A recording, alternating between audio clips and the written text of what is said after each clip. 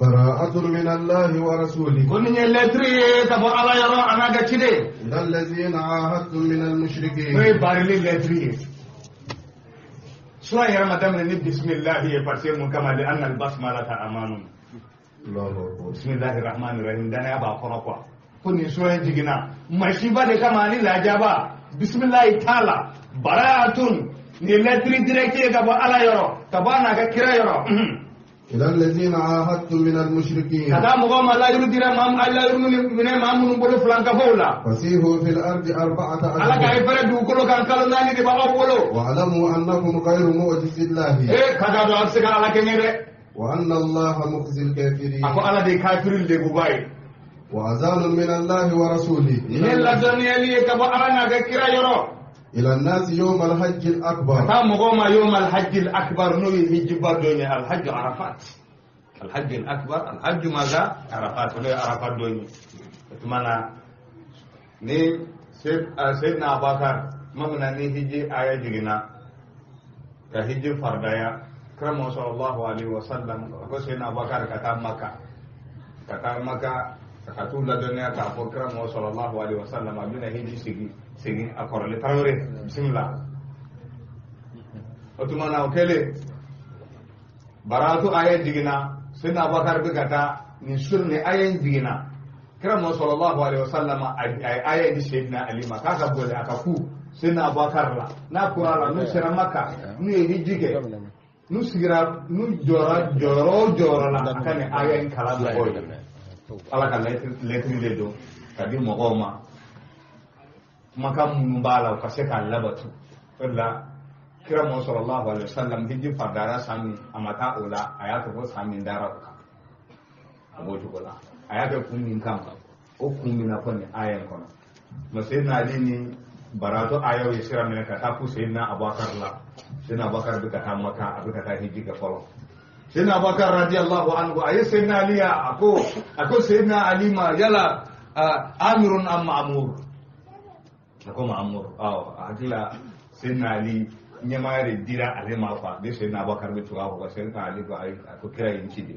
ako konye bi wala abubakar mo tara ujoro yoro arafa do ani mina do yo kutuba sayyidina abubakar kuma yoro abo sayyidina ali kama sallallahu alaihi wasallam ya blaka ni cikanye no ye bara atu ayeni aballa hidu kan nu bere jelen kala mo goye kaba kabila bere jelen ka me ka don ka foni letri min bora ala yoro makan jele mo bala de amina do de kono sisa bismillah وأذان من الله ورسوله كل يلا دنيا لي كبو على ناك كرا يرو الأذان إما أفهم بسيري ولا كل لا جانوا الأذان ذكر الإعلان بدخول الوقت الأذان كما قال الدنيا كفو سلواتي شراودي أذاني أو إقامة سلوولين بيك سلو بسرعة جو ما الأذان ده أما فلا جاني ما من بأذان كفو ما كم مؤذن لا جاني كلا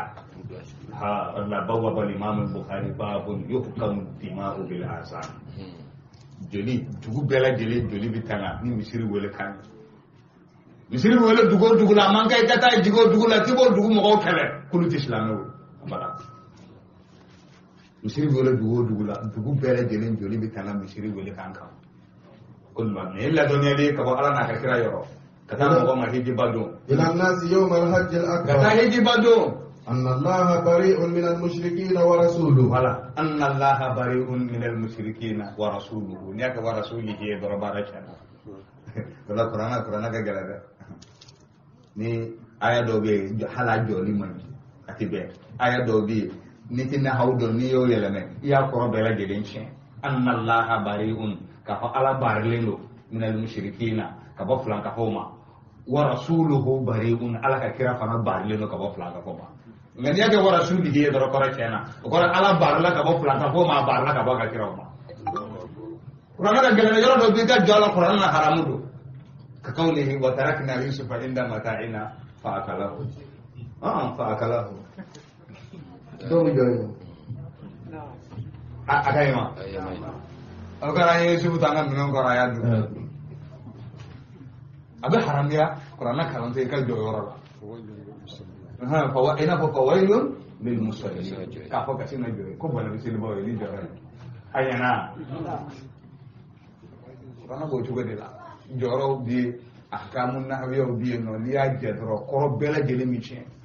ba may de la kam le sawaba ma ala barle no kaba flanka foma wa rasuluhu ala ka kiden fana barle no kaba flanka foma وإن تبتم فهو خير لكم وإن توليتم أنكم غير معجز الله وبشر الذين كفروا بعذاب أليم إلا الذين عاهدتم من المشركين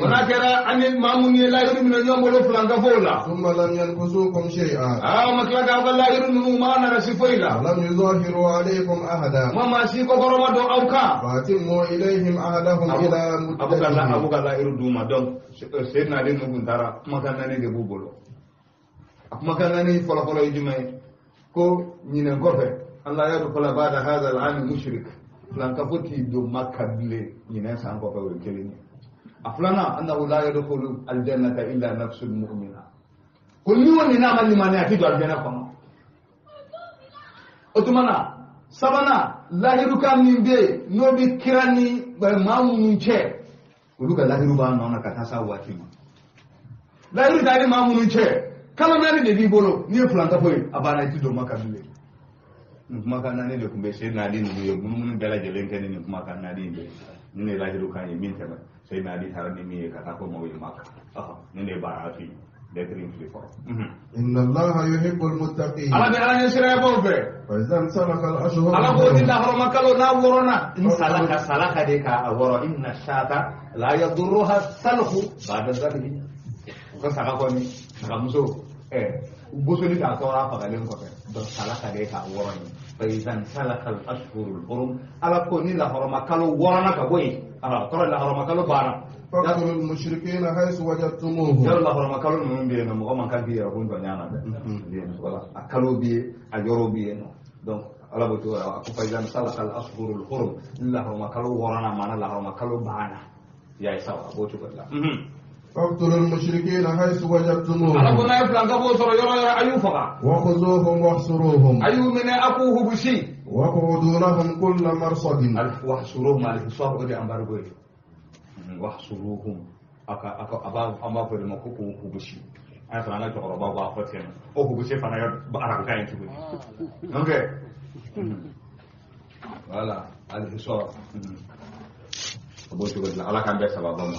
le ba so ba mana gan chaman be ta asarat bi lugati al arabiyya abo to galla dan ko ray ku bani ya uti tayorola o de ko bushi bi وقعدوا لهم كل مرصد ala ko gadde yoro kelengelen bela jele uko datu bunye ukasibuye de yoro kelengelen bela jele kada de yoro ugatu bele فإن تابوا وأقاموا الصلاة ala ko nuti bela ko gaselujo وآتوا الزكاة ko kana bolo ko jagabo فخلوا سبيلهم ala ko aku gaserobla إن الله غفور رحيم ala de ya fama sai ala de hina masai ala ka ya fama ala ka hinana وإن أحد من المشركين استجار ala ko eni flanka fo do la kele no yi dana yini ko ray kafir do ka bita di islam do ka dugula islam dugula sajara aha ay dana yini ki to mana ba ka kasigi kaka ko do nyena bo dugula nga bi digi ka e ka jatigi o de istajara kai ay dana yini فأجره حتى يسمع كلام الله fajiru ala bi ka dana yamine inka janai kafir nana abina do dugula nga jatigi islam do e abina jigi ka kaka chinyena bo dugula kata ala ko fajiru aya dana yamine nga sharti min bala hatta yasma kalam Allah ab ala ka kuma kan fa ida ba wuri de o de kera sayyidina yusuf ni mamunun ko muka sola de untai mamna yusuf do na ka sola na isan chaman ke yeno ni ka sola de mun ya ni ka gara yusuf la do mi ku bena na fasara sayyidina yusuf la ay jume no fiet mamna o gara lala ako arbabun mutafarriquna khairun am illahul wahidul qahhar arbabun mutafarriqun afla ko wele ila tauhid o koray ni flanka ko mana gere la chugo ibe ala ko de nyafanya yusuf ko gara yusuf la do ako arbabun mutafarriqun ala mun fara le la bena kana ni binin joko ina itana ni binin joko ina itana ni jobe na kana khairun ko de hera ka bo dungo di ko dala amillahul wahidul qahhar mo ala ni masakile kana bara kale kana fla faraka abu ko wele ka ta tawhid ala fana bi ko fo flanka fo wal mo mushriku ajigini islamaka shatimi iba wele ka ta ala nya wele ka ta ala mo kelenge fla ibi ji afana aka chika nyana bo ka ba fo ga sa adana yoro la tora kana so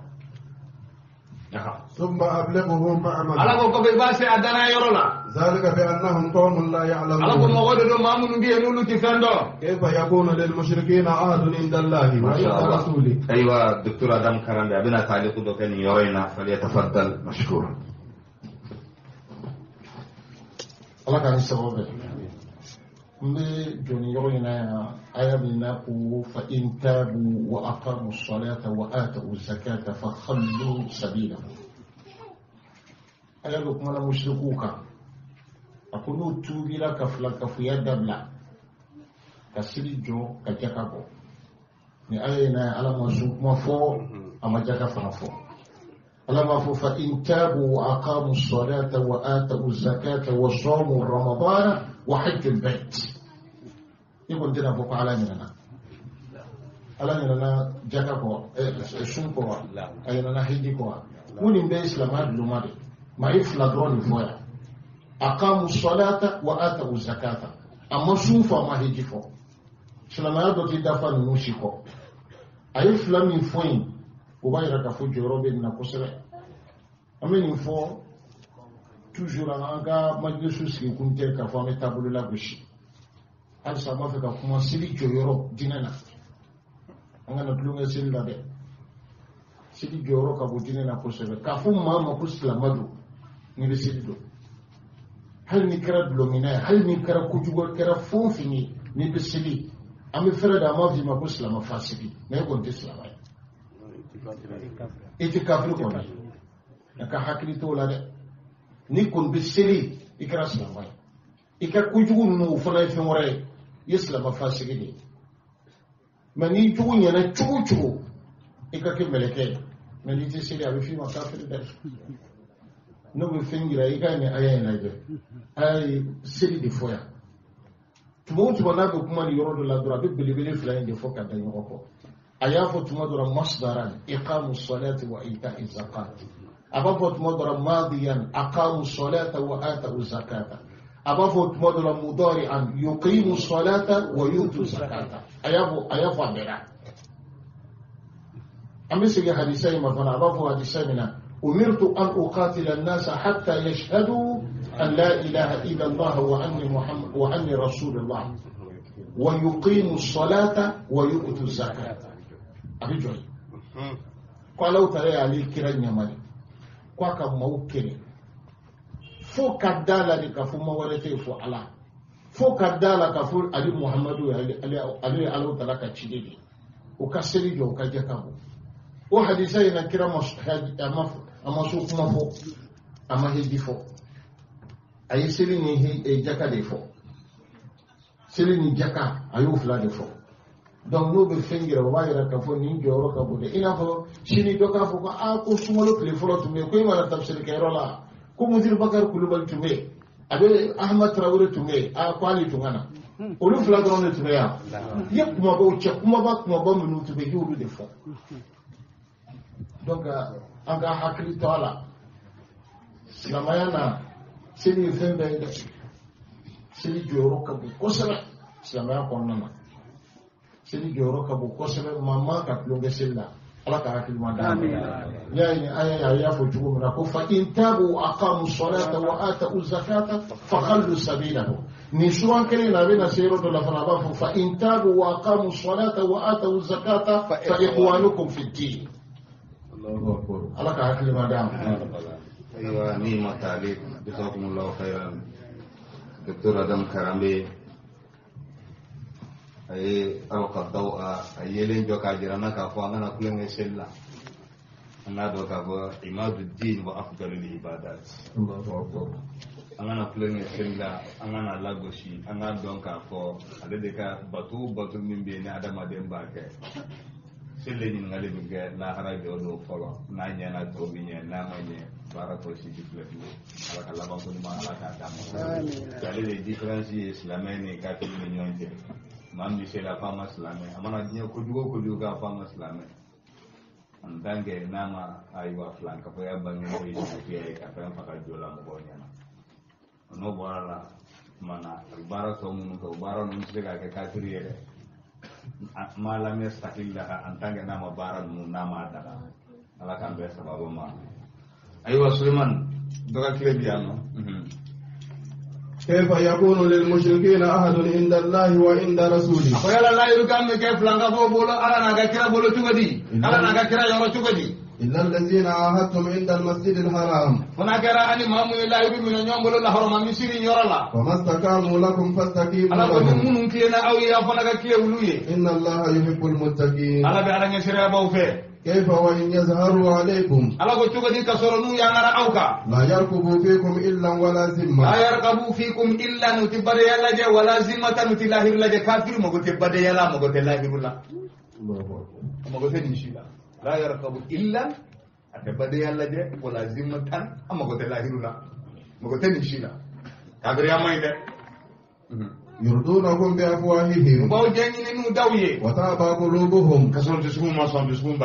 وأكثرهم فاسقون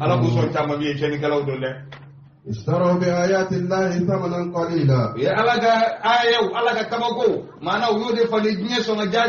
فصدوا عن سبيله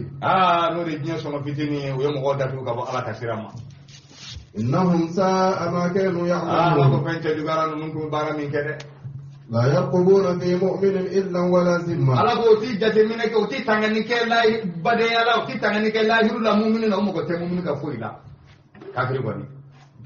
وأولئك هم المعتدون فإن تابوا وأقاموا الصلاة وآتوا الزكاة فإخوانكم في الدين فخلوا سبيلهم يعني وإخوانكم في الدين قبل موضوع ديننا ونفصل الآيات لقوم يعلمون وإن نكثوا أيمانهم من بعد عهدهم وطعنوا في دينكم الطعن في الناس كطعنك في الأنساب والما في الأعراض أنا صدودا بروبا يناكو أكرا مرتهن دونورا كبرو تسمى كبرو مرتهن شيخو دوري ترى جناية ترى سودون مسو دوري سا ترى مسو سودون تغربا ينانا أكا وكافي سيرين دوبي يارو تغربا باسر مدرب الوارمسان نسير كابلو sudo ndaw be na kaburu kono ale ko kati jata ko de e shebu do sore do alim be ba ko ma shebu yahya kamo ala fatu biye no akaranya fanya na shebu ya ko kuni bisega jaba ko jana le sega jaba le ko warde don akara kaburi nafshu do ka warbo ak usigdo kaburu sento do tasmas na kaburu kono balaw kasinga chamine Allahu akbar tasma ma jaso tasuma de kuma ka bugu sun yara kan kaburu kono doni ba min biya tarafa yana ayi kibla kata musin ka somo ni ka do tara soro musin umma afla de kundo musin kunye hafizatun li kitabillah qur'ana bela jelen kuma ko sallallahu alaihi abi shiga seli umma fure da ko kanyana ma ya kono batu kama kuma uda kuma ko bela adama don dambe ka adama don dambe cheni ka dade kumbola kwa o de yin sabba to kile no kote ko kun ka faga bolo ko Allahu akbar kasma bulla ka burla ni to goina tan Allahu akbar tas na hajjata adama de ne mai nge abo jugona ni kara saudiya a nyogon do kara saudiya fa ni nyogon kara sa mun ne bike shoko ya mare ga buka saraka bo adokara bul bazi rek lela tasuma buli kaburu la juma su bele jeli nya bala mo bora fo riyad kana yoro la de rasul afghani do re bika ba ale baraka tamuru furo dola mak baran ko kaburu do ko do folo akile nyaaya atara fo mo ko do flana mo bora kana la je don sama na tasuma bo ne be mo se ga gara kaburu la Allahu akbar ate bun baye sura balola ayo dugu mogo ya maria akai du faranyanga aga saraga bo ni kaburu don sumu mbe ala be se ka hinu na jomo yo saraka bo juma so mena na tasma mana kaburu la bule sadaka to te o kata baraka saraka de be hina masaka dimida hanne tasma wala kaburu la na saraka bo tasma bita durusun wa ibar ako ko yeme ni manu bara nyo ko me ga gila ni jogo nata la kambe sababa ma sulaiman ngata وقاتلوا أئمة الكفر ala ga gafuru ga nyamo wa yulu faga إنهم لا أيمان ala ko لهم la yiru tubulu لعلهم ينتهون wala saw bi mina bu dabla ألا تقاتلون قوما نكثوا أيمانهم ando yalati mo ko kele mamunu mbi nu ga la yiru boroto وهموا بإخراج الرسول muhammu yani ni ka kira kenga bodu bula وهم بدأوكم أول so lu مرة de kele damne na awe shen folola أتخشونهم ala ko yala bi siraw nyede wa فالله أحق أن تخشوه aka nga sira ala de nye in kuntum mu'minin nasra ay mu'minin قاتلوهم يعذبهم الله ala ga yu kele ala bu nyankata ne aw boloy بأيديكم na aw boloy ويخزهم وينصركم ala bu ne عليهم bu ala ba aw de nauka ويشفي صدور قوم مؤمنين mumunu duskun ala ba furake ala kan duskun furake ويذهب غيظ قلوبهم dai wa dimi gele mi bu duskun na ala bitanai ويتوب الله على من يشاء ala mi tubi mine mo ga mami ya dia ala kan tubu mine والله عليم حكيم ala de doni masai ala de kiti masai أم حسبتم أن تتركوا wal ma aslama aw ba fede ka uli manare aka 20 ولما يعلم الله الذين جاهدوا منكم kasara ala ma mo bani awla ni ya alamillahu me qur'ana yoro kana fa ala ga donne afan ya alamillahu ilma bayanin fa ala ka bani akora bu fota walamma ya alamillahu kasara ala ma bani nike ولم يتخذوا من دون الله ولا رسوله ولا المؤمنين وليجا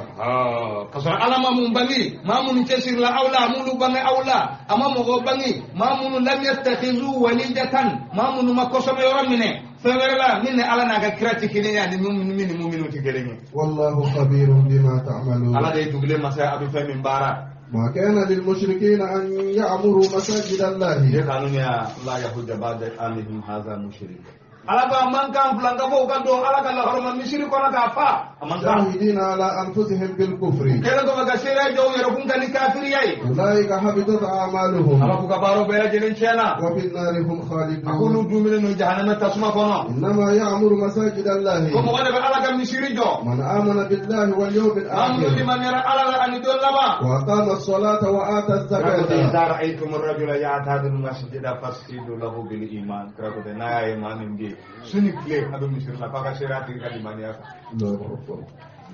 ويتو بدنا أكو مغادي على كمسيرين جو من آمن بالله واليوم الآخر شرابو يعمل كاجو يعمل مسيرين جو لي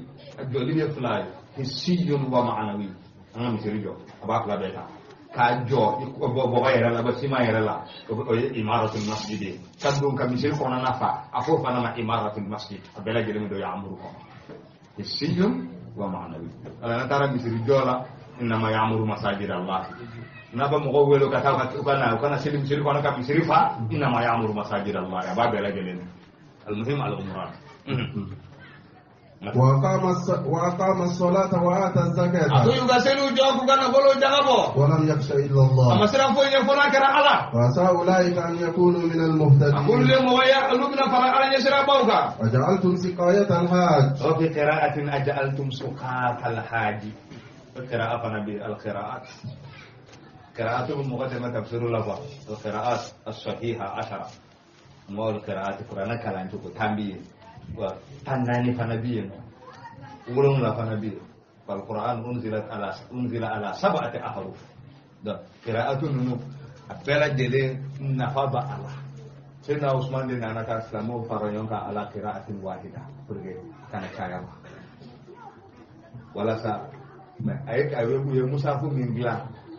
Qur'an min faranyon ka wala kira abbe bi sega ka musafu ko ko de ni be Qur'an la ja Qur'an ko sebe no to mi kun dala ni inda seba aram pane mo to mi ka abse ke inda abse ke ibadu abdu sege ibadu fa ni kala ni kala be ibadu ma to mi kun dala ole bay wa ja'alul malaikata allazina hum inda arrahman وجعلوا الملائكة الذين هم عباد الرحمن mais sahaba yo qur'ana sebe kabla rasmu mina qira'at kam be bi kala rasmuna abem sarafa ya Allah ka kaba ko wallahi rasmul usmani abem sarafa Allah ka be sababa aba mata ako ajaltum suqatal haji o kirabe ajaltum siqayatal haji ado ni sabu nuzul de bala modo na ba fa kon yor misisa islam ko ni ala kon bini taka hijido bini dorole ala kon bita hijido mi dorale ti kesiri do warala to ko te be aha bismillah ajaltum siqayatal haji ibaratal masjidil haram rabo yala aye siqayatal haji hijido lamini baraji ba chendo wa imaratal masjidil haram annahu misri ka do kono ka fa aha كمن آمن بالله واليوم الآخر ayo de kayna bo mamin di mara ala ani dolla mawa وجاهد في سبيل الله bara bera gele ka ba ni di mania ti ati fonye الله أكبر ya Abdullah ibn Judan alade ko mi hijide bera gele nji kabailu mun mo jamana wala la kana aba fu de ko ihtakimu ala da komandike aw mo go be tumini mina bera gele ma fa kele ne bi joni hijide bera gele nji abo min kabila te bani tamim sina bakar bo fasala mo wa bo yende an ba isa dibi kala kare kiran yana ale fa an ba isa fa ne sai na bakare luka fasula mu kuma ale mo to bo yoro de na abuka kiran ni na Abdullahi ibn Judan yeni mu ya bam bele gele ke yala ayi mu ne nyaya sale ko fe kra pa mo fo nya annahu lam yaqul yawman la ilaha illa Allah don kale amma la ilaha illa Allah fo akarla da bara mi ma amana ke chugo kurgi ga sara ala lahara فقال سبي المؤمنين يعرف ومن يعمل من الصالحات وهو مؤمن فلا كفران لإسرائيل شرط دي اللي معناه على تفكير ولا كي كبارة ولا جبارة بلا جلين شرط اللي معناه ولا نقول مكتا سيدنا بكر ني سيدنا علي وبقى كراك كما كان في هجرة ما شدد عندنا كنا إلا نفس المؤمن فني من اللي معناه على الله ويفعل وجاهد في سبيل الله لا يستوون عند الله كل تكي على يروح والله لا يهدي القوم الظالمين جهاد بأنواعها ال14 أنك الله كان يصلي donc comme anti sira kan bile kasi ko role mun mbolo be anwa'ul jihad anwa'u tannani wa fara kono insha Allah hakaza والله لا يهدي القوم الظالمين التي يركن تجرى جماعة لوكاندا الذين آمنوا وهاجروا ما منون لمن يراك كلاك هجراك وجاهدوا في سبيل الله بأموالهم وأنفسهم جهادك على كسر الله نوكا نفلو نومي أعظم درجة عند الله نوكا درجة لك أبو على يرو وأولئك هم الفائزون على قولوا ديني رسول الله وبشرهم ربهم برحمة منه على قول نسجياني هنا كبو على يرو ورضوان وجنات يعني جاء على الجنة لهم فيها نعيم مقيم على قول naimu ko nema buye mi nema basik lenye aljana kono ala ka amparoka adama de ni ala nye fembela jelenji mani aljana je ye kon ko min sore perla bela kiti fo nyi nye kono ni perla nye fembela ma fo soro ngadi aljana sore nye fembela soro fo mata kito ala ka ngara de aljana naimal muqim allazi la yaqulu wa la yazul ala ka ngara خالدين فيها أبدا على قدوم من الجنة كنا أبدا إن الله عنده أجر عظيم على قدوم سربا على قدوم يا أيها الذين آمنوا يا أمام لمن يرى لا تتخذوا آباءكم وإخوانكم أولياء على كأنا أوفوا أنا أنا أوفى الموت آباءكم وإخوانكم أولياء كنا أوفوا أوفى الموت من الكوكة أيوة ديسي باي ديسيون تري قضية الولاء والبراء ودنا الناس سيان الولاء أكون من أقول كذي شنو هذا يستحق الكفر على الإيمان ni kadri ya sugan ni katu ko ni manyenye ومن يتولهم منكم ma mi koray ni so ko ni ni kadri ya ta hanna kari fai to mana fai bani baya haga ko ni biya no me aywa kanu bana de kanu bana de ibaga bani baya haga ko ndam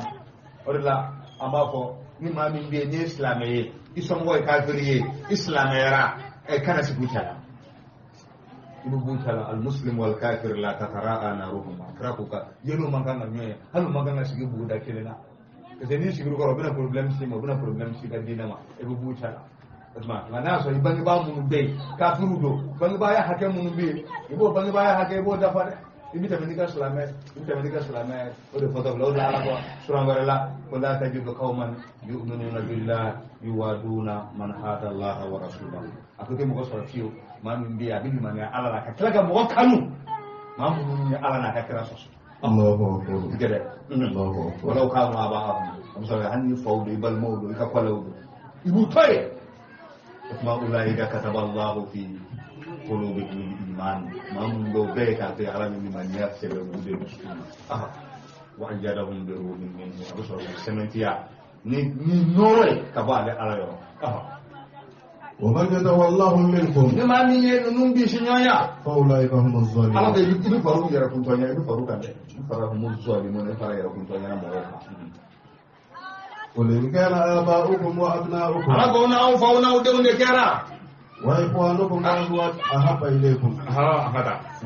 ala ko na au fau ana udeu ana balmau وأزواجكم وعشيرتكم ana fu muso ana ko kolew وأموال اقترفتموها ana ko jago kana bolo وتجارة تخشون ana كسادها ka marsandise abisra marsandise min galalinge ومساكن ترضونها ana ka siriyo nyuma munum nolu abijenu luye أحب إليكم من الله no de ورسوله kana ka tema ala na ka kiraka وجهاد في سبيله ko de kana ka tema jihadi kan ka tema ala ka siraka وتربصوا حتى يأتي الله kana بأمره makono ni ke ka ya ala kono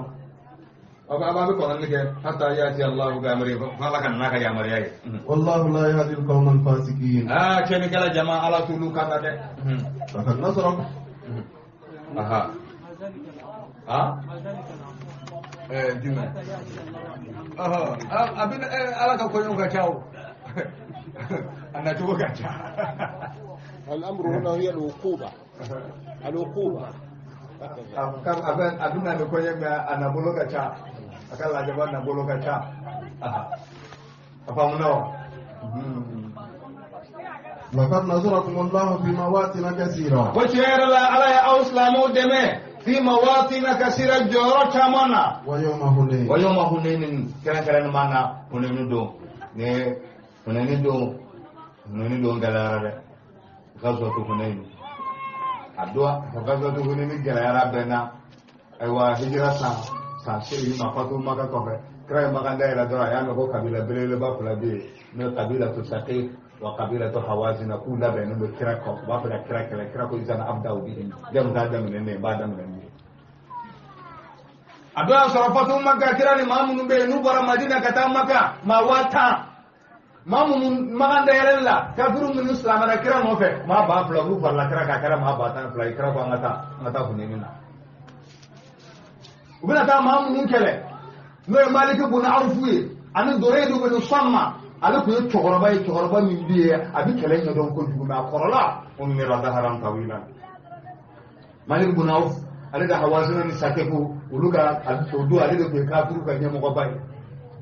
kama sallallahu alaihi wasallam yo be ni shiramu no bukata yesram nak mama mu bukata o tarase ngoni sum godoma do asoro folo kafiru mu bita kelela ukumbuka kɛlɛkɛ minnu bulon mɔni sun de la u b'a fɔ a ma ko sajaratul zatu adwatin minnu ye bulonni dunkew ye a kɔrɔ ye jumɛn n'u ka kɛlɛkɛ minnu bulon a la olu fɛ u bɛ sanga sɔrɔ u juguw kan quoi silamɛw yɛrɛ u sera yɔrɔ ma dɔrɔn ko kira ma ijalla na zata anwat e ko kira a iti bulon fɛn ka anw yɛrɛ an bɛ se ka an ka kalakisɛw bulon cogo min na ni dɔ y'a sɔrɔ kira yɛrɛ bɛna taa tuma min o y'a sɔrɔ kɛlɛkɛ minɛn yɛrɛ t'u bolo yen nɔ kira kɛlɛkɛ minɛn sengaje sɔfanu fɛ k'a fɔ a ye a ko kɛlɛkɛ minɛn i bɛ nɛgɛfini 100 ani bamuru i bɛ 100 i b'olu d'u ma ariyatul madmuna n b'a sinya n tila ka a garanti tuguni ni tɔɔrɔya sɔrɔ n b'a sara kira ko aw b'a fɛ ka kɛ nabilahi musa ka mɔgɔw ye min fɔ a ye tuma min na n'u ye ba tigɛ ij'al lana ilahan kama lahum aliha ij'al lana ilahan kama lahum aliha a b'a fɛ k'o de fɔ wa Musa ma fu ya ghayra Allah abghikum rabban Musa ibatiga tumamna nay bani Israel ka kisi ka bo Fir'auna na ka mo toroma ibatiga doro taraso mo do obuga batuke obuga do batu ko Musa ala ta yoro jamble ngoy ala mi batu ni nyaba ala hakila o de no dere ite ala do kanya mo batu ina ko nunu buga ala kan ka batu tuko mina ako Musa ka mo yi min fo ya aw fa na ba ko ne krama sallallahu alaihi wasallam an aja'al lakum zata anwar kira ko gote kala ako mai kira ngadi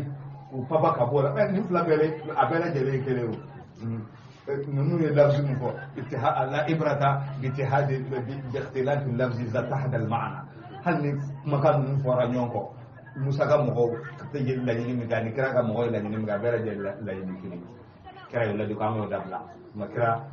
sa drama Abu Maliki ale de ka turu kan mo ale tara dole de bun somma mo fe woni na ko sisa min biye no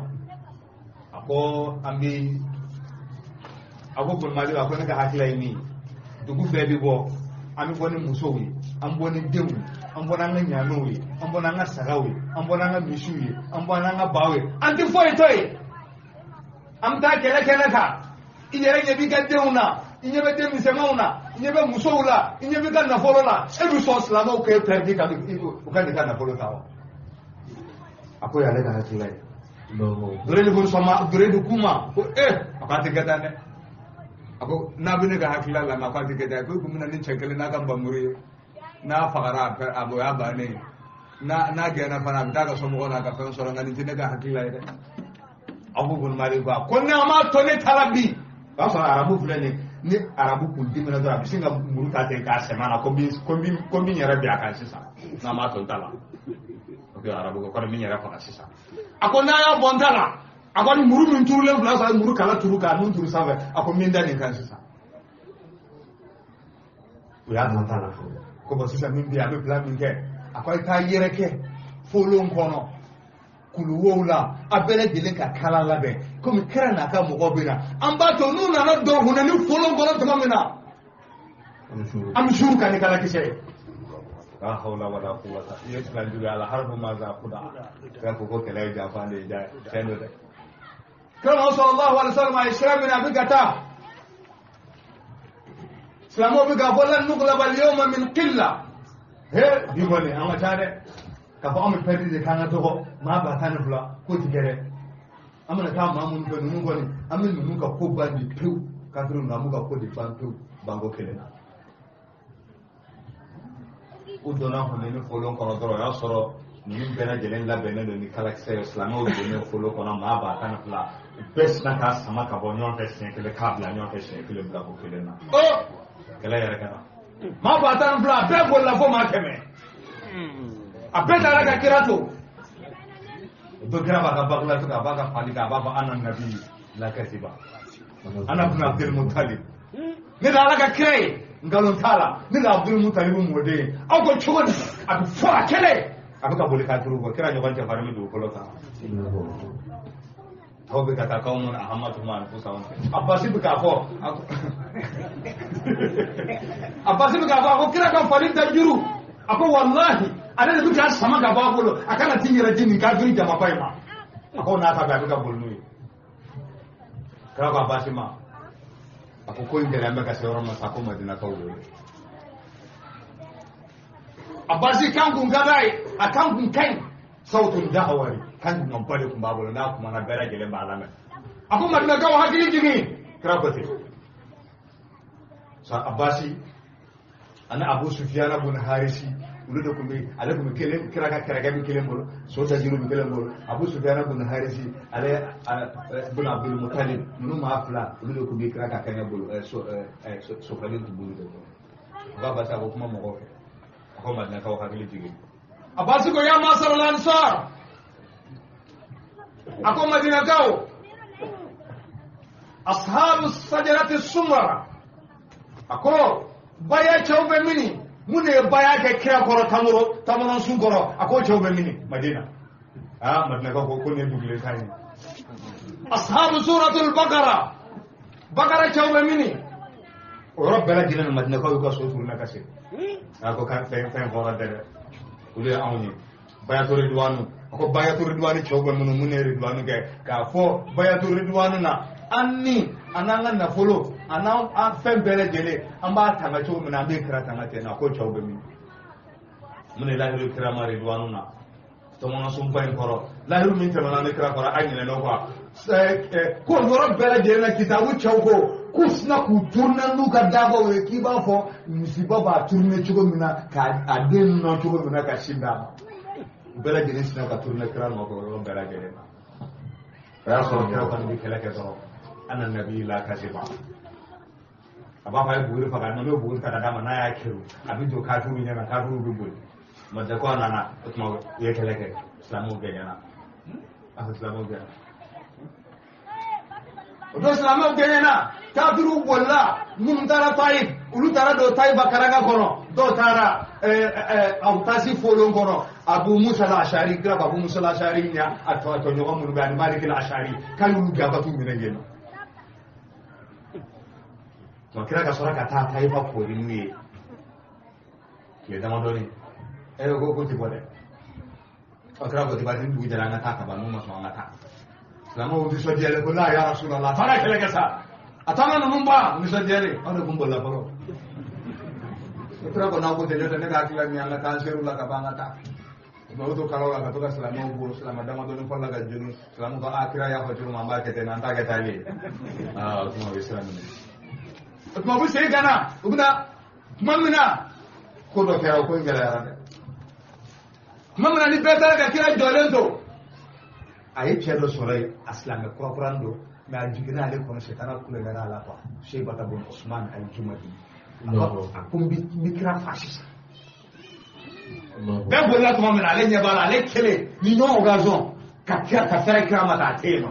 akala sina ka kamuru samaka ba agamtula kasima muru fo sika jonai kai ko yana makala ja ko ya Sheiba ako naya ay kile kana goro bela jena ta muri kai bolo da diskuna ko Allahumma aizukum min ash-shaytan ako ala min tan ga bo shaytan to roma Sheiba ko wallahi kirama kuma ina to udlowina fukira diara le ka teme dan fem bela jeli gale ya kanu ala kale fakasi sa sakira ya kun kilana kira kana nika kabako doyo kunenina Islamu gana sisan kana ye gani ma min sora la na folo chaira sanu ani misi ani nyame kira na ka kla mo gon ni nyogon che tero sna kana te ko ya rasulullah lam ta'dil fil qisma ako kira tika la diria kila dina de Khalid ibn Walid ay qamuru fo sa ko ya rasulullah ako boni chenche ma faga sisa ne na fugide kira ko chencho ila Allah yusalli abiselle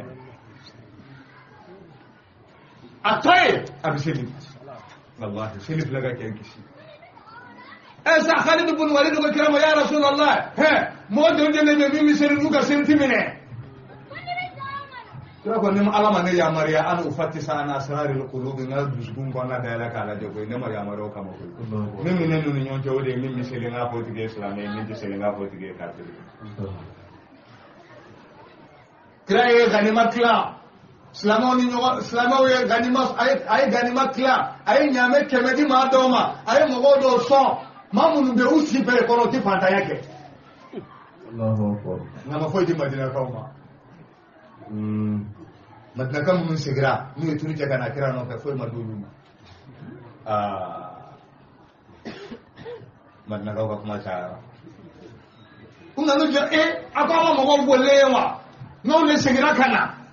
kira deme munu be na nyu fara mu jori flani u jori flani u jori ma josi ka banga mu la ko fatu maga cha ma ba ko ka fla ka mo so anga bamuru ka tani joli ka tani ka banga bamuru la mamu joli la ulu le sonen fle enseignant ama ko so sali dara ko tira ko ya rasulullah ko nyam kan ka da madina ka wala de ako sali raga hakle jirne ya ko ne ngam ana imrun min qawmi ko ne ngam ko baraki la kelina de ya rasulullah ako mo fara nyonga madina ka fara nyonga tan kiram na Allah ni jama yere kara ni mo kana ko jama ka yere kede ni ben man pado kara ni jaga mo fara nyonga ko hakili siglu yere kara inna samla izan dasa ti fara nyonga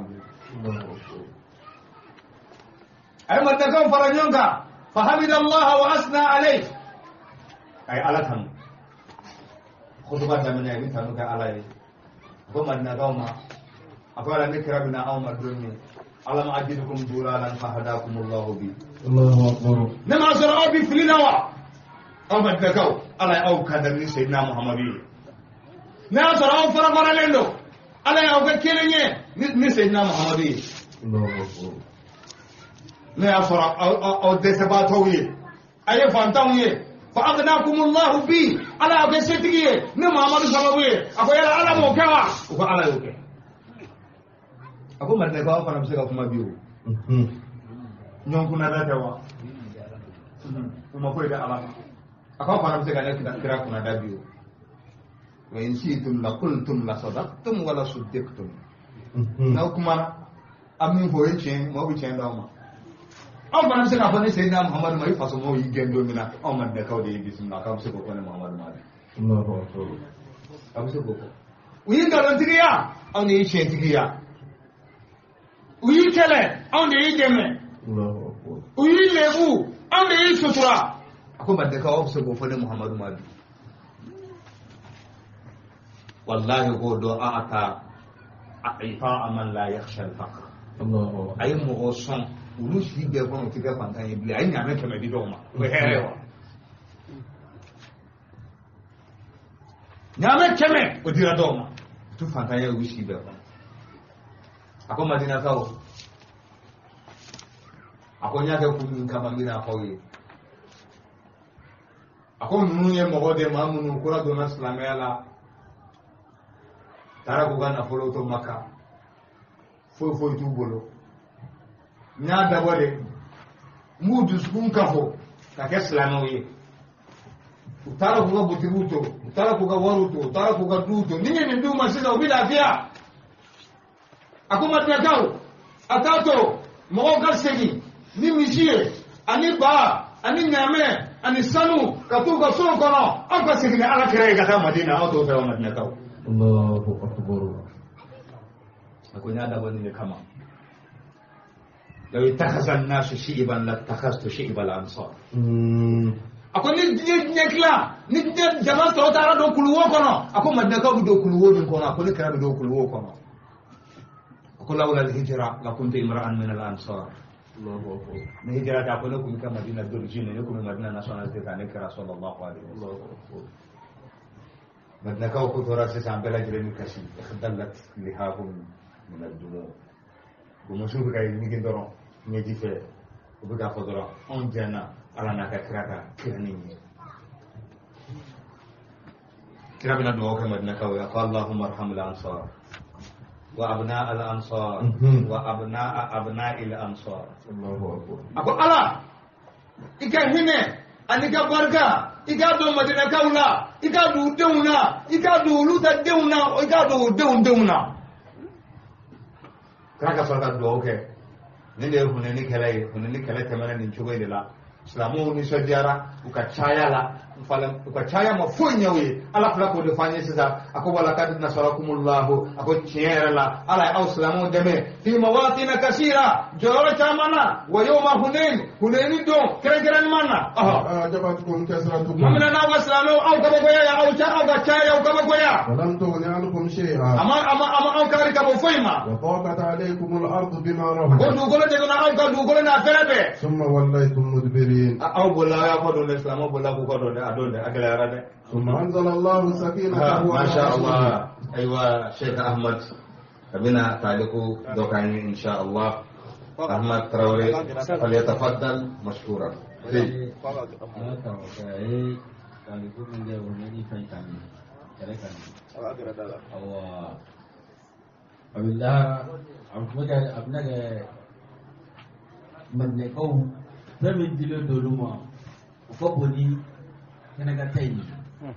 da dimana jode ko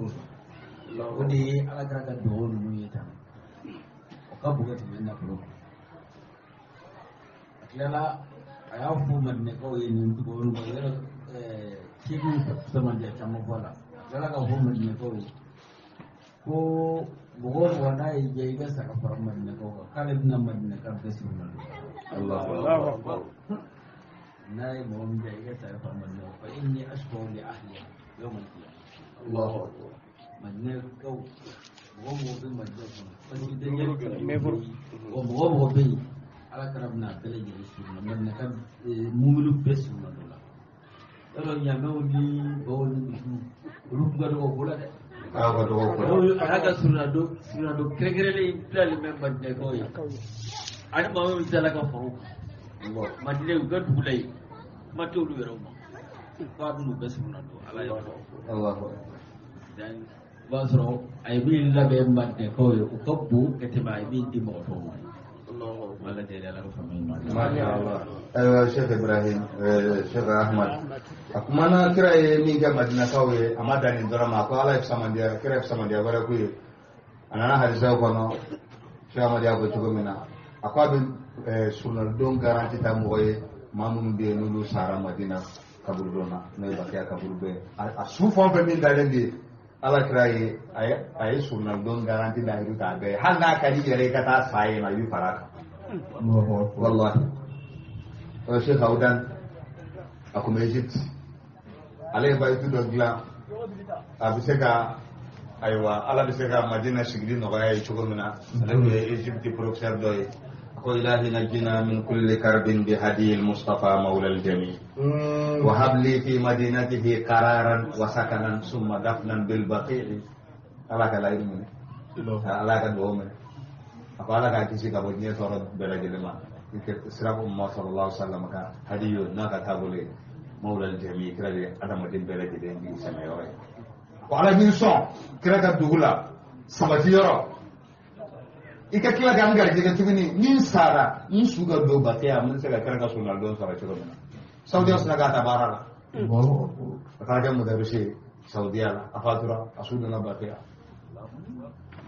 ko binin tugo ne da kirawo sallallahu alaihi wasallam tan bele jelen ga madina kawai ay do ku ya ala ka barka do o ga mude wonu ga so wula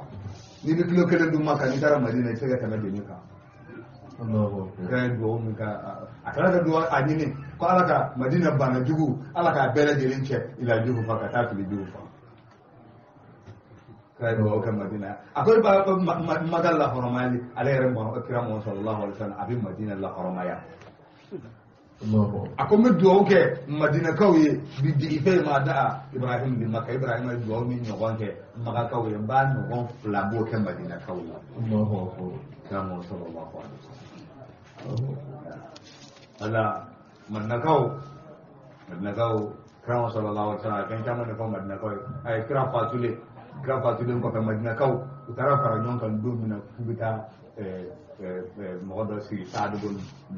muaz ku ba sigi kira plasila madnakau yaran da mafar la nyon ka asu sina bakar nu ulubi kira ka janaja ko la ko ma ban folo sina bakar ni sina umar ana abbas yeni medoro ko ana na sigide waso na abu ubayda bin amir bin jafra aminu hadhihi al umma uko madina ko ba daga si ku bina kira fatura ku bina mo ko si kira plasila sai na bakar ko bi ke to godi ai na ngata madina ka una fata madina ka una ka tu fara nyoka sai na umar ka kuma ta abakar kama yabni al khattab ala rislik amma da sai na baka da kutuba ga wudu wudu na yi ƙorana ayau kala-kala nyona kyau tebe madina bulongo na bela jenen sona akwai ala ya fonde ma ƙorana kona ko as-sadiqun lil fuqara al muhajirin allazina ukhriju min diyarihim wa amwalihim yabtaguna fadlan min Allah wa rasulihi ila qawlihi wa ulaika humus sadiquna ko onde yo ya ala ya onde man ko to ko tiati takla ga fo awma tuguni ko ma kislew wallazina tabawwa'u ad-dara wal iman yuhibbuna man hajara ilayhim ولا يجدون في أنفسهم حاجة ويؤثرون على أنفسهم ولو كان بهم خصاصة ولا يجدون في أنفسهم حرجا مما أوتوا ويكسرون على أنفسهم ولو كان بهم خصاصة ومن يوق شح نفسه فأولئك هم المفلحون سماكم مفلحين على يوم من كتو ما من بيه نير دون جين كبو مدينة نور يوم مدينة كوي أبي ما وكانوا ما من هجرة كبو مكة كذا أوما أبو تيجي سكساني أو يركونا هل نكون جرام ولا بس أكون لا بدو من دولما awre kisira ka bonnin ka bakiliya ma kawre ma kisilo ne ala ya fa awre afa awne ce tuguye afa awre ma kisilo ne كتلا كبيرة جلين ولا ويا أيها الذين آمنوا اتقوا الله وكونوا مع الصادقين أفأتوا فرعونهم الله أكبر baka Qur'an ayo sardu kana ba sardu kana ako madne kaw ako no ya soro awni kalfa ya ka kan kira talen ko fe kira kunti amun ladina awyo dani kira ga sayo kutuba mi ga ko jogoni ako usikum bil ansar khairan ako mbawma ni lahiruka mawladi akal nyuma yake madina kawi faqbilu min muhsinihim wa tajawazu an musiihim amma adman kalau aka menene ke wuliye amma na juguma ke aka pa ya fuka juguma kuna ko kira ya au kalbo au ndema ako no so nyama ya ba au bolo ku dike Allahu akbar ako sesa mimbe ako ma plan min plan ne sai da Abu Ubaida alin sai na Umaru ako abi nona blabata nunu flala krako Allahu akbar Abu Ubaida ko ako Umar ko Abu Ubaida tege da sisa sanga bayaki Abu Ubaida ko Umaru ka ta jahiliya la ko kana blabi ma kuma jugu fo ko ko ka kuma jugu min tamana ne ka dikan tege dele e ka bayaki ne ka sinna Abubakar to ko ga jugu ako sinna Abubakar ki tege dele kira falir mako aminu hazihi al-umma Muhammad mandin be miga dana ga bo be tawri Abu Ubaida Amir bin Jarrah wa hum min al-asharati al-mubashirin bil jannah kira ke tamu ni da ku da dana ko Abu Ubaida ta bala Allahu akbar sai na bakar bayar sala da kai mun tuko da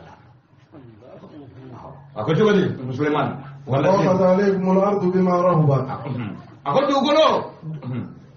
ako dugolo corona na aw dokata alaykum al-ard dugolo corona na awye bima rahba dugolo na akarebe summa wallaytum mudbirin ko awla yakodo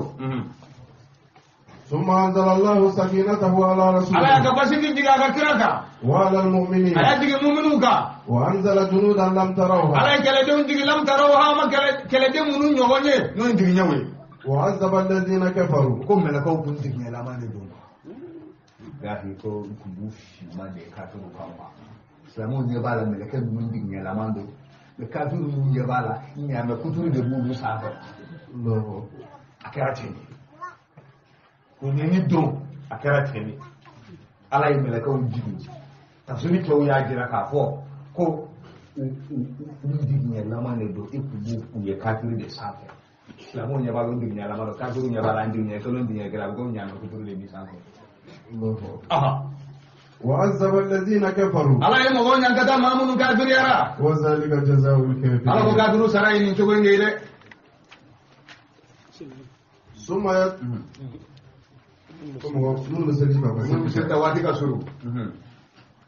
ثم يتوب الله من بعد ذلك على من يشاء والله غفور يا أيها الذين آمنوا إنما المشركون النجس فلا يقربوا المسجد الحرام بعد عامهم هذا ولا يخرج بعد هذا الآن المشرك نفلانا نفلانا فلانا يا سوا لا يدخل الجنة إلا نفس لا مؤمن أتمنى إلا نفس مؤمن الله يخرج بعد هذا الآن المشرك فلا وإن خفتم عيلة يا سوا ودو يا سوا ماذا marché mondial le do nye bele jele mi nyon soray akalo kelen kono arabu munum be mamun be nule jago kelayo ubuga sanna bolo bela jele sora awati ni kono e da fora ko flaka fo munum be nulu bi nani marchandise ka bolo were kulu kana do maka islamo sarana ko do ke chugodi ka be ke chugodi na flaka fo gam kuti do maka ko ala yo kuma kan jigi amba ke chugodi ala ko fayin khiftum ailatan nasrana fadanya فسوف يغنيكم الله من فضله وصل على بوكاري كباكم سمنديما إن شاء ناي على ديا إن الله عليم حكيم على دي دني مساي على دي كيتي مساي قاتل الذين لا يؤمنون بالله اي مو كلام مامون تدي من على لا ولا باليوم الآخر تدي من لا حرج لا ودونا يحرمون ما حرم الله ورسوله وتفن لا حرم يداك على لا كراي لا حرم يدا فمنك ولا يدينون دين الحق يدينا فانا وتوكي من الذين أوتوا الكتاب كما ولا مامون بينولو سنه كتابولا حتى يعطوا الجزية عن يد no kitabu dungewe hatta yutul jizyata ko kitabu dungew no de chrétien ye yani yahudiya ni nasara o ka sigi islam jamana ka asarte juma ye u ni so ngade sara islamawi e wajibi basa so ko mun kama u islam jamana ka islamu bu jolu tanga ayo ko gam hinon tanga u don tanga o tanga ni de basa aha وهم صاغرون u do yale وقالت اليهود عزير ابن الله يرجعنا ناقو عزير على الدين وقالت النصارى المسيح ابن الله نصارى فنانو كريتيان لنا ناقو سيدنا عيسى كوي على الدين ذلك قولهم بأفواههم نيوكا كما كاوني ني كابو بريسا عقيدة اليهود يهوديو ركا عقيدة يهوديو دا على من نيتين ايو لا من ني سيرن غاغولا غاغولا انه اول رب وعلد على من بلاني بخيل atega magala do fati ko qur'ana ko jogodi ala ko jogodi yadullahi maqulun ko ala bolo fere gele no yawde ko te ullaka aydihim wa lu'un ala ko yawde ko bolo fere gele no danana ko rabbun bakhil fulana rabbun dhalil ko ala ko fanga dala ko yakubanya ala baraka pas naka ala kwal shiri kwa kirina abuka dino abuka zako ko nata no ka kirine yakuba ya abla ko kiri abla tumana ko yakuba bala ka kara tugodi ka ba ai e bonzon no ye yahudiya wi mun bu boyla bani sala kaw fuka ta sala hara jodo ma asidi o ka jana me don dayin fle binani o de lan tamassana naru illa ayyaman ma'duda yo mo ko ana ko nyo ga te dai yayi rabbun bakhilun bakhilun te ka magalan do yukun Allah kulelu fakiru ko fantalo padala ala ko qur'an ko man sallaji Allah kabda ya ko jande ba ala do ko imana ko ma waru ma kera fantalo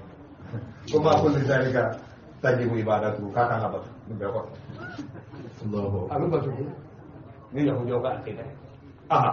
ذلك قولهم بأفواههم يضائعون قول الذين كفروا من قبل المضاهاة بمعنى المشابهة يضاهئون الذين كفروا من قبل قاتلهم الله أما يوفقون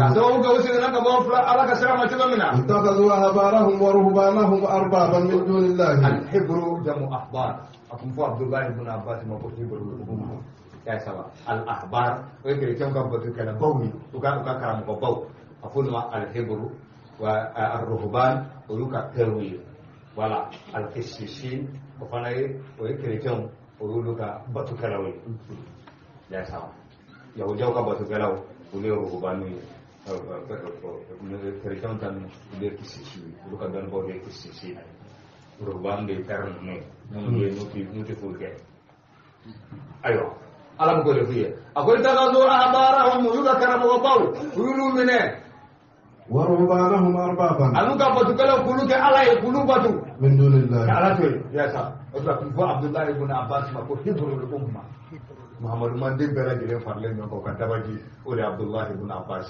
asal bin sabit ya fali maka bayatu ko balagta 10 madad min sini kama yablughu shaydul asyab fa hammuka fihi jisamul umuri wa hammu lidatika an yal'ab asanta ay kira ka sabot aga doni bela jere ka doni be faranyo ka to dem sen kulengela atara apna nyon fe Madina ko de mako lida akulina nyo aflan tu awolo nyomong apa kalau bina najma ilma rasulillah ay na nakakira ka doon para nyo lalla na bati do na kana suddu masadal haja amna mo do dati ko makali ko tabi lena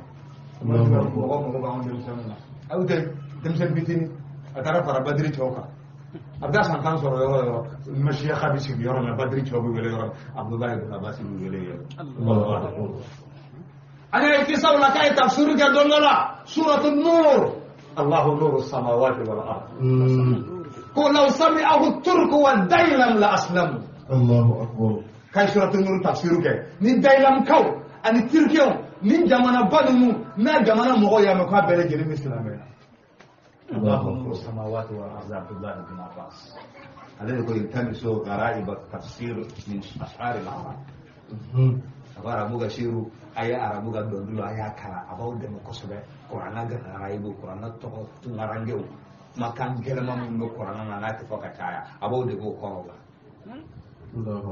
aya arabuga shiru kala ko sobe ko jowo ala kambe sawo wal masih ibn maryam akoy sayna isa min ko ke alay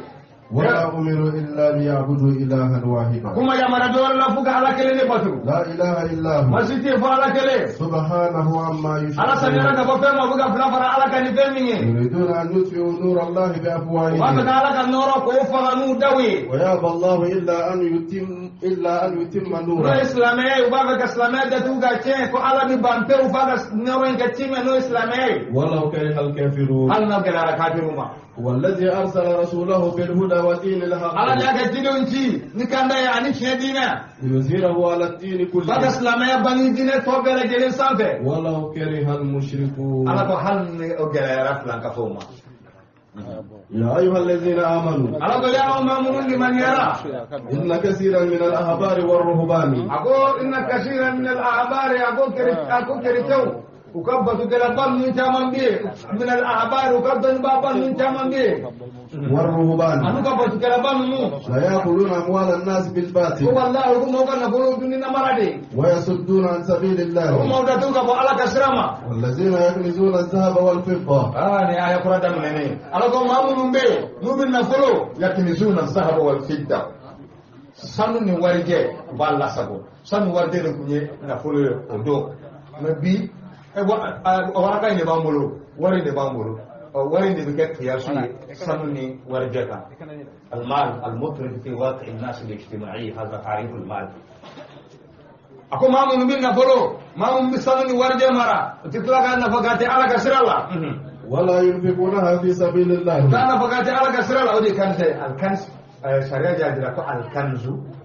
na folo na jagati bo ka ko de ko kanzu allazina yaknizuna ka lasa go ka bo itadu mo patadu agati bo de kanzi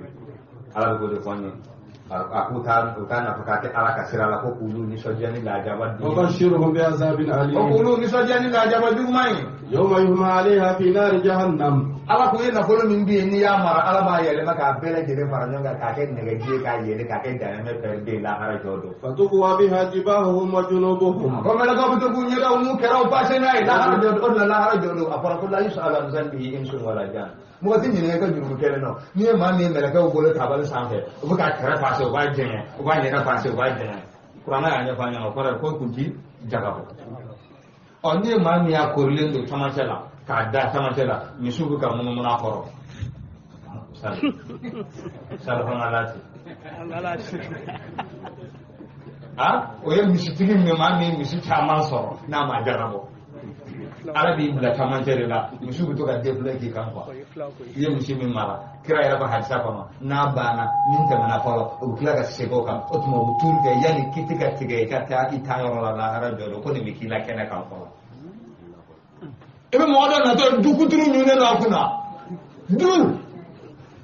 bilahi i bɛ du ɲun lahara jɔ don ko maa t'i dɛmɛ dɛ kuran yɛrɛ ko ten ni ko woyi ayin dɛmɛ n ka mina kari n ta dugu ni ye wele kɛ masakala tan a giriya fɛ ilahi la ka ye ɲɛma ka doni n ka mina kari ko maa t'i dɛmɛ dɛ kuranna i b'a ɲu la yus'alu an dhanbihi insun wala jan ni maa min ye o bɛ ka taama ni école kasi ye a bɛ ka kara kelen jɛngɛ ka garangɛrɛ kɛ lahara kɛnɛ kan o ye muso filatigi min jɛngɛ n'a muso filaw ni ɲɔgɔn cɛ la yus'alu an dhanbihi insun ala k'an bɛɛ sababa bɛɛ dɔnnen don lahara jɔ هذا ما كنتم لأنفسكم maa minnu bɛ mɔgɔ dɔw bɛ yen tasuma de bɛ wuli olu kɔnɔbara la lahara jɔ don bugubugu dɔw fana bɛ yen nɔ olu bɛ yen nɔ o ye maa minnu bɛ yatimadenw ka nafolo dun n'a ma yakulu na fi butuni ba dun ka idi rata ni yoro dun ka yatima dun ta ni yoro dun ka muso ni yoro dun ni de wata akuluna turasa aklan dam ya bedo sa e fa sara kana ko to ka dum fitin de ko ka ko bai ye dem sanu be ta be dum ga fa ka muso ni yoro dun la hara jonde ko na de bina fulu te uta kuma ai mamun bere ba na ko dum ulu kama ila takab ya la yaqumuna illa kama yaqumu alladhi yatakhabbathu ash-shaytanu min al-mas dino mana problem wala na bi kalin kalin de ba duno bi kalin kalin kana ke la hara jodo modelo bu boyne kay na bolo min nasa ko yara kunye ngode ngode ni nyore mi kaferi kinya na pasi fazuku ma kuntum taknizun ala kay min nasa ko yara aya ne sana aya la jabane ne aya ita do ko jaga kan jela funye na ko chama soro 1 milliard nanga ba jaga bo 25 millions e mana ko 25 millions o dito mo goma na sere milliard fla de bolo na fora ke ka million biduru de ala maso ma de kele ni wa sora ga de la de bina ko baba ko shinde aya so de إن عدة الشهور عند الله 12 شهرا في كتاب الله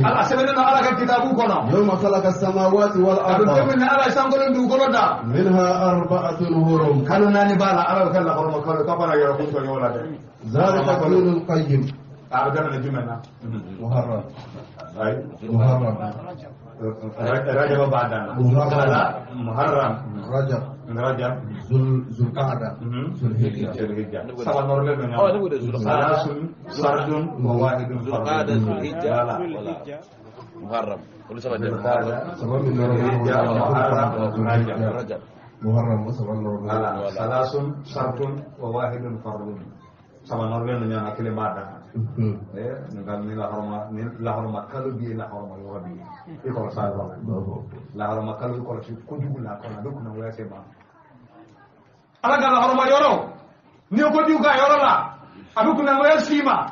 imra'atun min jurham solo min kabila min jurham abuka jende bi ako amuneya la taslim fi makka la saghira wala kabira ko juga magade ko jugu boyena wa doga yara akonde ako kana ko juga makka anya korobo ko wajadna fa'ilaha yabu anya so ko juga ba maga alama tige halagire Allahu Akbar. Allahu amara. Ala di makandanga ya. Follow. Mamna tanani bi amrin qadariyyin mabia tanani bi amrin shar'i. Mamna tanani do ala kala tiga kono. Sumsa suruku bi sumsa ngena sara haramu kono mi faramina ti do ma ka kana billahi. Allahu Akbar. Ala kada bo ti dangarinya na kono. Sanjibu woyo na sara haramu ma. haramu de kira yor ala yoro do de ko ni ko dira magan ko ale ala ni yoran kan na o ma yoro ya ko de ma ko haramu ma dawnde bala tigo bi no hali de apenya mo be bu nya wa hayla mo tu fa apenya man te fa funa kira fasiki tan duru ni biye ni kira lu lakali ko khamsu fawasita yustahallu fil hilm wal haram daba duru min de no kala chen kala abu faade no borala maganga hor aba fenya man te fa dabo wara tidda kari nyona anda ma do tidda kari nyona hali jitu moyo kan dafa musembe ka deni la dola ka kana chen ko wara nabi akana ni kara bi amrin shar'iyyin ha bari mi fakir tafaddal abo bari mikro kay aywa doktor bari abna taji ko kay insyaallah hadir asali kuara waktu melaka kuara ni orang itu ada apa nak? Kalau nak sahabat tu, anor thana tayro uhun kami. hormudane baba Anor thana itu lah tanya doa berapa lama dah sudah berapa? aywa Itu masyaallah jazakumullah ana al-faqih al-maliki mufti Sheikh Mahmud Bari aku hadarul aswad boral dena kono mamna nana yelem bora ka joro yo min so ko ro bela jere de kala haram ni ko de kala ko ma yo ko yo sabani ga kaula ala kan da sababa mu haka za insha Allah ذلك الدين القيم ala ko ni dina de min kelelo فلا تظلموا فيهن kana أنفسكم ya gunto ni min kalo mun kono وقاتلوا المشركين كافة ay ka durun na ayu fa be كما يقاتلونكم ina fa mun كافة sarla ma ba be fa to mi de واعلموا أن الله مع kata المتقين ba ala ka ko be ala ni sira ba ma ay wa salu bi no sufi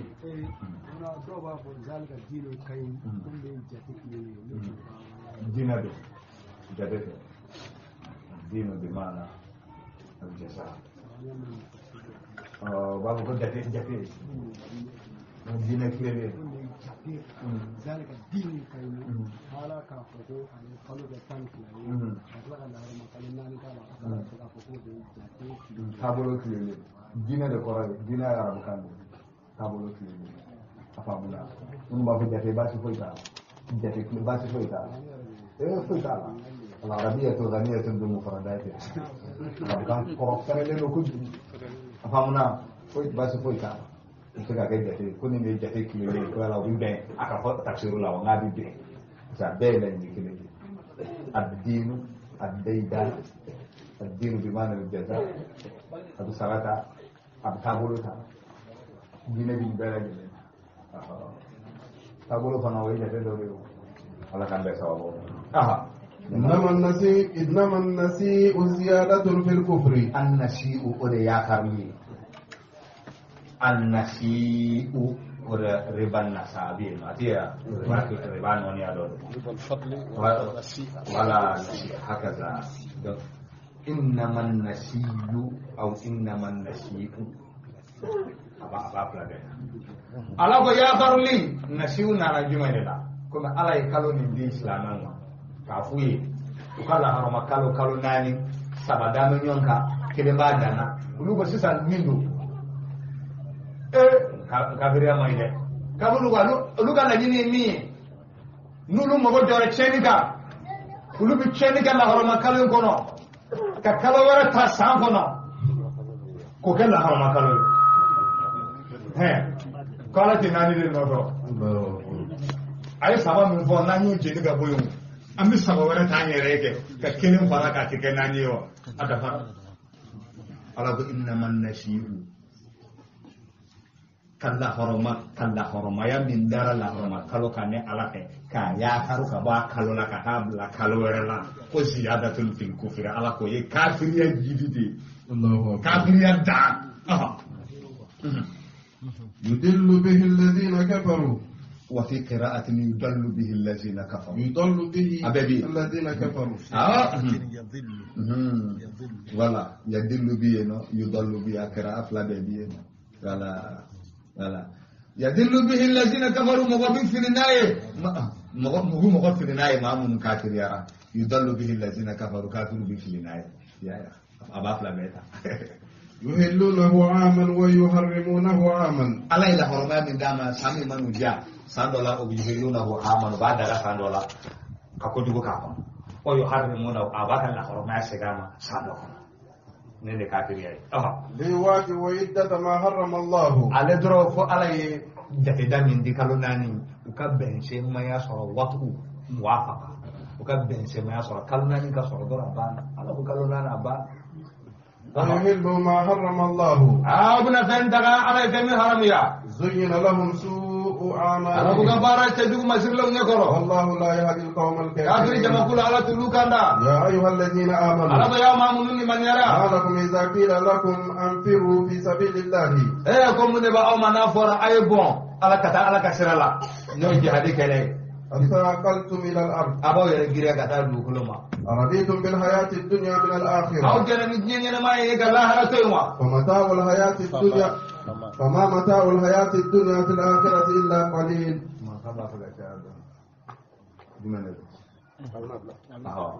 ala ko fama mata'ul hayati dunya ako diɲɛ ɲɛnama ye damu ti dɔwɛrɛ lahara kɔrɔ illa qalil fana kɛra fitini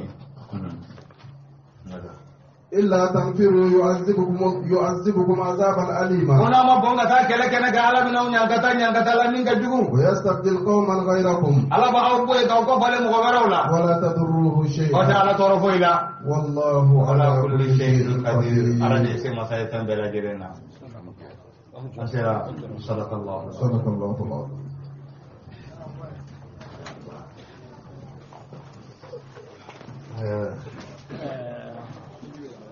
salat